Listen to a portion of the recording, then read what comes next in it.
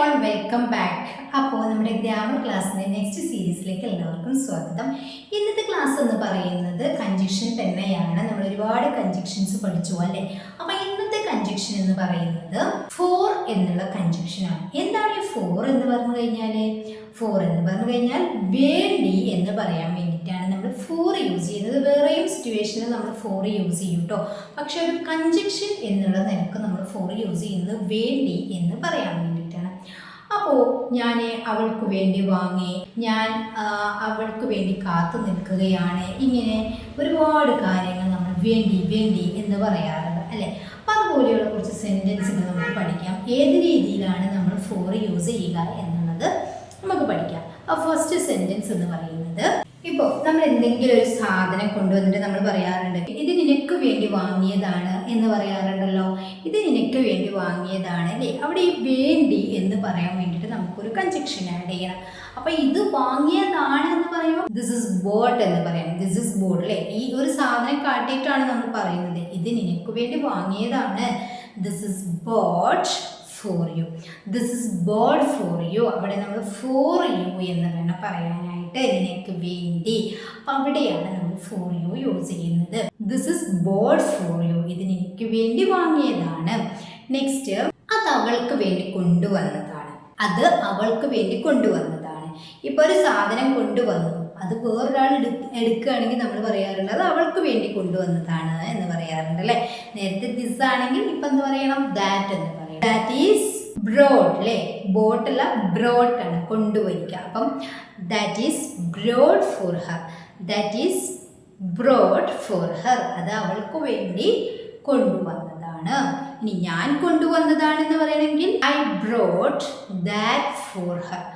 I brought, ഞാൻ കൊണ്ടുവന്നു, that അത് ഫോർ ഹർ, അവൾക്ക് വേണ്ടി. അപ്പം ഇവിടെയും ഫോർ ഹർ, ഫോർ യു എന്നൊക്കെ നമ്മൾ ആഡ് ചെയ്തു അല്ലേ. നെക്സ്റ്റ്, ആ സോപ്പ് പാത്രം കഴുകാൻ വേണ്ടി വെച്ചതാണ് അല്ലേ.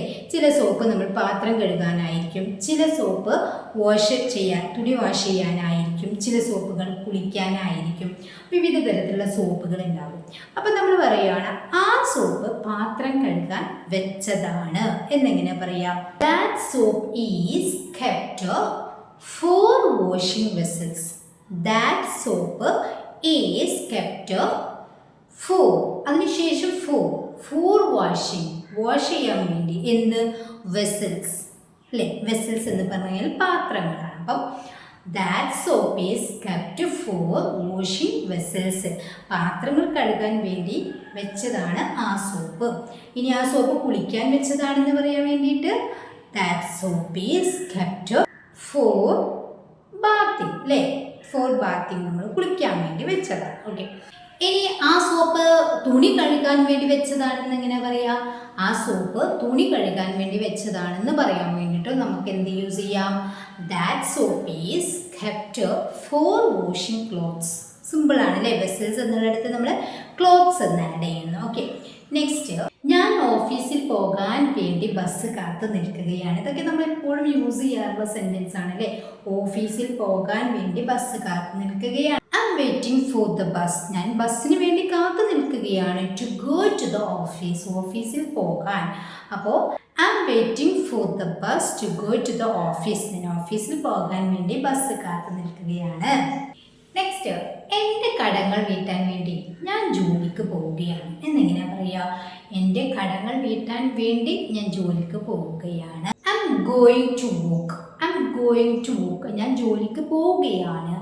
Four paying of my debts. Debts എന്ന് പറഞ്ഞു കഴിഞ്ഞാൽ കടങ്ങൾ എന്നാണ്. അപ്പം ഞാൻ എൻ്റെ കടങ്ങൾ വീട്ടാൻ വേണ്ടി ജോലിക്ക് പോവുകയാണ് എന്ന് പറയുമ്പോൾ നമുക്ക് ആ ഫോറിന് പകരം അവിടെ ടു യൂസ് ചെയ്തു നമ്മൾ കാണാറുണ്ട് കേട്ടോ.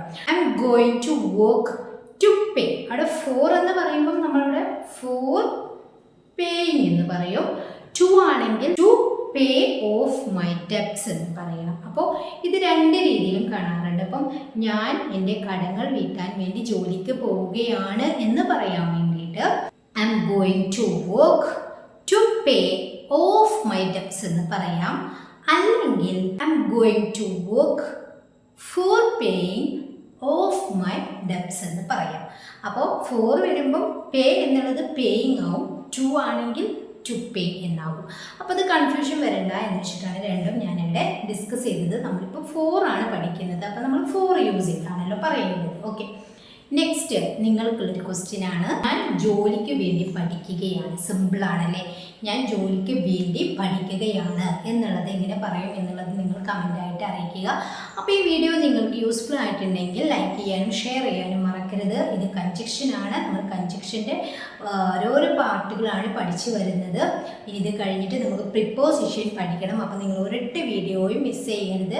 ഡെയിലി ഞാനിതിൽ വീഡിയോ അപ്ലോഡ് ചെയ്യുന്നില്ല, പക്ഷെ ഡെയിലി ഞാനിതിൽ ഷോർട്സ് അപ്ലോഡ് ചെയ്യാറുണ്ട്.